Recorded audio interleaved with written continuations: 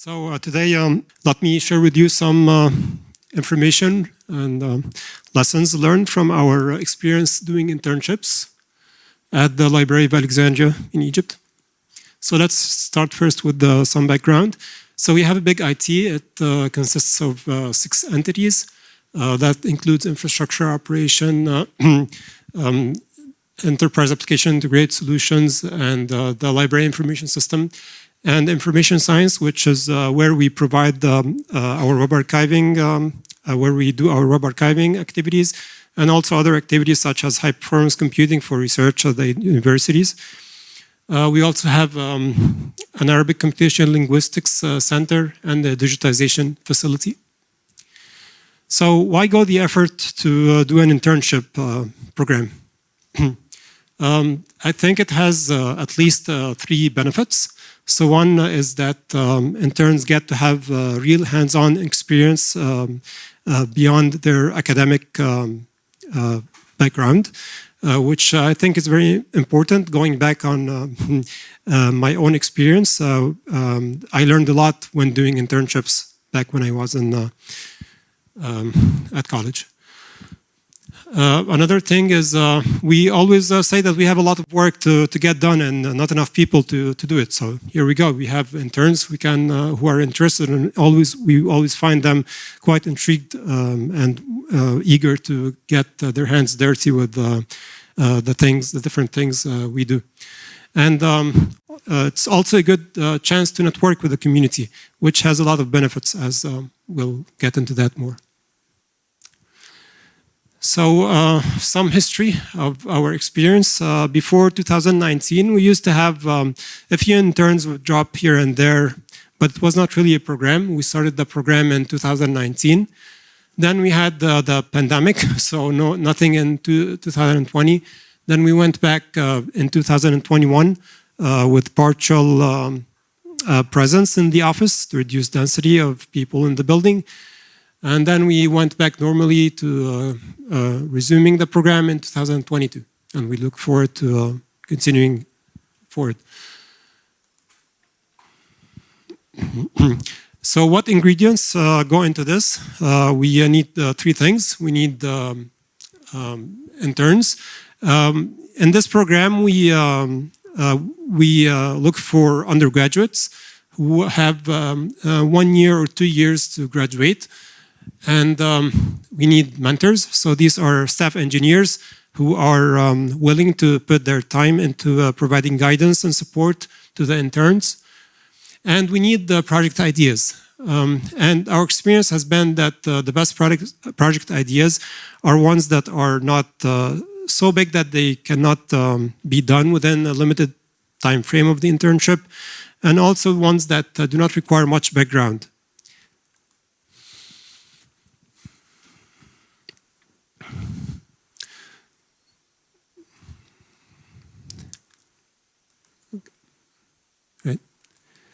So let's talk about the process.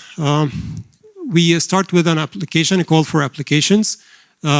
We receive applications along with an interest form. So the candidates get to express what areas of computing they're interested in. And we also do offer them a coding challenge. We used HackerRank, but other options exist. Then after that initial filtering, we do very short interviews online with the candidates. So it's a chance to speak with the interns before they actually join the program, if they are selected, and also a chance for the interns to ask questions, if the candidates to ask questions if they have any. Then we go to the matching step, and this is really important. We use the interest form and the pool of project ideas that we have in the backlog to match interns, mentors, and project ideas together. Then we run the program, we run the project. And after that, after the summer phase, we do a light assessment of what has come out of each project. And for projects that have shown significant outcomes, we offer them the opportunity to continue on remote basis beyond the summer phase. So let's look at some of the examples. We'll look at 5 or 6 examples of projects we've done related to web archiving and see how this can be a catalyst to our web archiving program. So from a computing perspective, from a computer science perspective, web archiving can be quite interesting. So there is the subdomains of big data management, parallel computing, distributed computing, machine learning. We've heard a lot about machine learning lately, of course. And as I mentioned in the previous presentation, web archives are a rich resource for data sets for machine learning. And also graph analytics, network theory. These are some of the key subdomains of computing that relate to web archiving. So, first project. In 2019, we did a precursor to Project Lingate.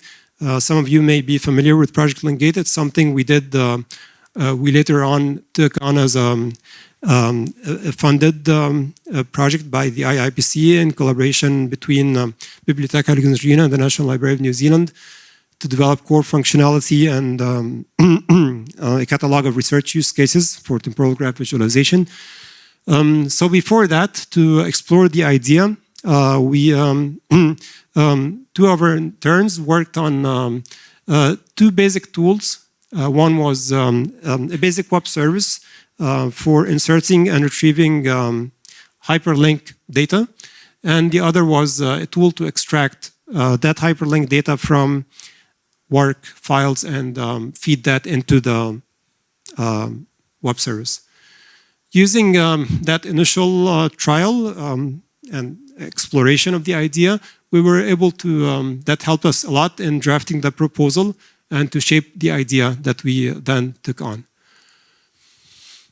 In 2021, we had a machine learning project that used web archive data to try to develop, to train a machine learning model to recognize faces of well-known persons in pictures. DAR, DAR, is our digital assets repository at Bibliotheca Alexandrina. It's our digital book portal. So here is an interesting repurposing of the WAC file format. So part of this system for publishing digital books is we have scanned images of the book pages. And these at some point are stored on servers as just files. And we end up with a funny situation called zillions of tiny files. So this is becomes difficult to work with as it exerts load on the file system and difficult to manage. So one project that an intern worked on was a simple tool to pack a directory of files into a WAC file. And another tool to act as a very basic web server, but instead of serving files from a directory, it serves files from a WAC file. Then we go back to Lingate again. So beyond the funded phase of 2020 with the IIPC, we are continuing development and specifically focusing on the data service component, LinkServe, and specifically on the scalability aspect and being able to perform queries and have them return and respond in good timing. So in 2022, we had 2 interns work on exploring alternative backends for our initial implementation of LinkServe.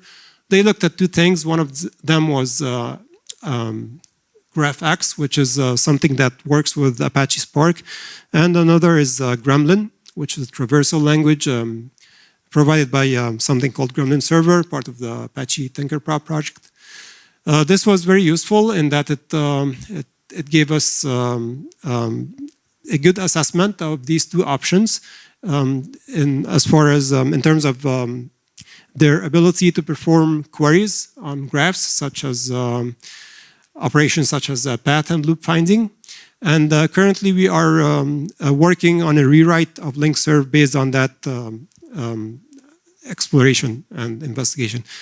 We've decided to go with Gremlin as a traversal language, and the backend is Janus Graph. This is one of our most exciting internship projects. It's a text crawler. So back to machine learning, we were working in collaboration with the Arab Academy on language modeling. So for that, we need a data set, a corpus. So this is a tool for harvesting text. So it's a custom crawler, specialized crawler for harvesting text from the web. This was started again in our internship program as a Python tool. It supports language detection, depth control, parallelism, of course. And then subsequently it was rewritten in Rust, also as part of our internship program, to address throughput performance. You can find these projects on our GitHub account. The links are there. One thing I did not mention, I did not have a slide for it, but I think it's worth mentioning if you had a chance to be at the Solar Wayback panel earlier. We mentioned a little project called WAGAT, which is a tool for synchronizing data from something like Archiveit using the Wasapi API. So that tool was also developed in our internship program in 2021. So in conclusion, let's look at some of our lessons learned from this experience. So one thing is it's really important to use good filtering techniques, especially when we get a very large number of applicants. So last year we had close to 300 applications for the summer internship. So we of course cannot accommodate all of that. Our capacity is much less. We can take on maybe like 20 to 30 interns. So initial filtering using techniques such as the interest form and also a coding challenge help us a lot with that. Also, it's important to plan well ahead to avoid a chaos on the day of onboarding, which can very easily happen. So that includes, as we mentioned before, the idea of matching mentors with interns with project ideas, to have a good, a short piece of text or like one-page description with background on the project and what's the objective. And finally, we have to be aware that our mileage might vary. So some internship projects will come out with outstanding outcomes. Others maybe will not have so much of results, but at any rate, the experience is always good and has its own side effects. And again, a very good opportunity to network with the community and also to get work done. Some of the challenges and opportunities. So of course, there is the time overhead. We have to process the applications and put time into mentoring and follow up on projects that extend beyond the summer phase. There is also the idea that if we have certain items in the backlog that are sort of niche and are not really popular, some interns might not be too interested in pursuing these ideas, so this limits our pool of choices. Something else that might limit our pool of choices for work that interns can do is if that kind of work would require access to data or infrastructure that is only allowed for staff. Opportunities. It's again a chance to do a service to the community, and after all, that's what libraries do, they serve the communities. And also a very good opportunity to raise awareness about things such as web archiving and the work of the IIPC. So I'm pretty sure pretty much every intern we had start with us on the internship program was not aware of web archiving or the IIPC. But the ones who got a chance to work on a web archiving related project emerged with something new and had a chance to work on a different type of technology that's not usually commonplace. So thank you. If you have any questions or thoughts, please get in touch or ask them in the Q&A session. Some attributions for graphics I used. And that's all. Thank you.